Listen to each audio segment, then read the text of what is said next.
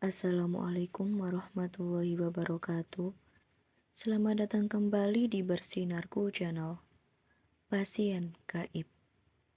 Hujan deras mengguyur kota kecil tempatku bekerja. Malam itu, aku mendapat giliran jaga malam di sebuah klinik 24 jam yang cukup ramai. Klinik ini berada di pinggir kota, bersebelahan dengan hutan kecil yang gelap dan jarang dilalui orang. Sebagai perawat, aku sudah terbiasa berjaga sendirian di malam hari, meski kadang suasananya terasa sedikit mencekam. Pukul menunjukkan 12 malam ketika aku selesai membereskan berkas pasien terakhir. Suasana klinik mulai sepi. Hanya terdengar suara jarum jam dan hujan yang mengguyur atap seng di luar. Tiba-tiba, bel pintu klinik berbunyi. Seorang pria baru baya masuk. Dia mengenakan jas hujan lusuh yang basah kuyup. Wajahnya pucat dan sorot matanya seperti menatap kosong ke arahku. Dia berjalan mendekat ke meja resepsionis dengan langkah berat. "Selamat malam, Pak. Ada yang bisa saya bantu?" Tanyaku sambil tersenyum, meski ada sedikit rasa gugup. Pria itu tidak langsung menjawab. Setelah beberapa saat, dia berkata dengan suara serak, "Tolong, anak saya sakit parah. Dia ada di luar." Aku memandang pria itu dengan bingung. Di luar hanya ada hujan lebat dan gelap pekat. "Anaknya di mana, Pak?" Tanyaku lagi. Pria itu menunjuk ke bangku ruang tunggu tanpa berbicara. Saat aku menoleh ke arah yang dia tunjuk, jantungku hampir berhenti. Di sana seorang anak kecil, kira-kira berusia 7 tahun, duduk diam. Wajahnya sangat pucat, tubuhnya kaku seperti boneka, dan bajunya terlihat basah. Tapi anehnya lantai di sekitarnya kering. Aku mencoba menenangkan diri dan mendekati anak itu. "Halo adik, apa yang sakit?" Tanyaku lembut. Anak itu hanya menatapku dengan mata kosong, seolah-olah dia tidak benar-benar melihatku. Saat aku menoleh ke pria tadi untuk meminta penjelasan, dia sudah tidak ada.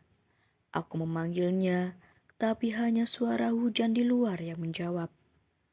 Aku mulai merasa ada sesuatu yang salah. Aku memutuskan untuk memeriksa kondisi anak itu. Tanganku gemetar saat menyentuh pergelangan tangannya untuk memeriksa nadi. Tubuhnya dingin seperti es dan tidak ada denyut. Aku mundur perlahan, merasakan bulu kudukku meremang. Tiba-tiba anak itu berbicara. Suara lirih, hampir seperti bisikan. "Ibu, tolong jangan tinggalkan aku." Aku terpaku, tidak mampu berkata apa-apa. Saat itu lampu klinik mulai berkedip dan udara di sekitarku menjadi semakin dingin. Anak itu perlahan berdiri, namun gerakannya kaku dan tidak wajar. Wajahnya menoleh ke arahku, matanya kosong tapi mengisyaratkan kesedihan yang dalam. Kemudian dia berjalan perlahan menuju pintu keluar. Aku tidak tahu harus berbuat apa selain berdiri mematung. Saat dia menghilang di balik pintu, aku menyadari sesuatu yang aneh.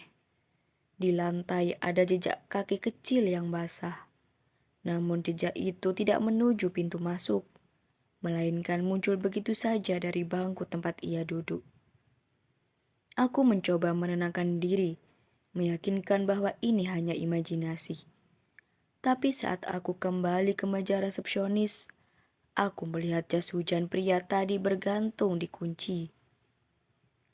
Basah kuyup, meneteskan air, meski aku yakin dia tidak pernah kembali ke dalam. Pagi harinya aku menceritakan semuanya kepada dokter senior di klinik itu. Dokter itu hanya mendengarkan dengan tenang, lalu berkata, "Kamu tidak sendirian. Klinik ini sudah lama menjadi tempat persinggahan mereka yang tidak menemukan jalan pulang." Kata-katanya membuatku merinding.